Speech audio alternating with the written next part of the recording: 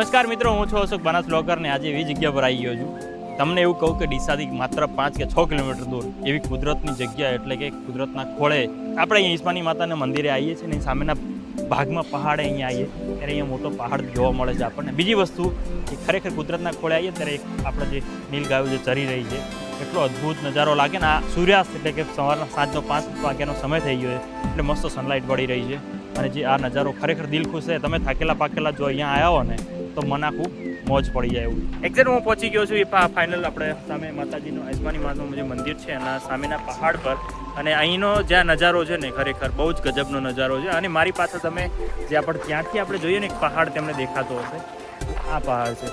અને ચોમાસામાં તો અદ્ભુત જગ્યા છે. પછી બીજી વસ્તુ અહીંયા છે કે તમે થોડાક આ બાજુ જશો ને તો બહુ જ સોલિડ જગ્યા તમને દેખાશે, કારણ કે અહીંયા આખું ખેતીવાડી થાય છે. એટલે તમે જો અહીંયા આવીને બેસશો ને થોડી વાર, જો કદાચ મન ઉદાસ હોય અને કદાચ થોડી વાર અહીંયા આવીને તમે બેસશો ને તો બહુ જ ફાઇન જગ્યા છે. યસ. અને બીજી વસ્તુ આ સનસેટ જોઈને જ તમે પહેલી વસ્તુ ખુશ થઈ જશો. અને મારી પાછળ એકદમ પરફેક્ટ જગ્યા છે. યસ, આ છે ઈસ્માની માતાજીનું મંદિર અને ડીસાથી માત્ર 5 કે 6 કિલોમીટર દૂર છે.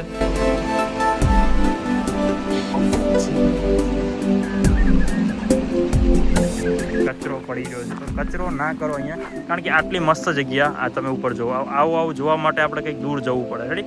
અને માતાજીની પ્રતાપે આટલી મસ્ત જગ્યા છે ને આપણે નીચે શું કર્યું છે કચરો.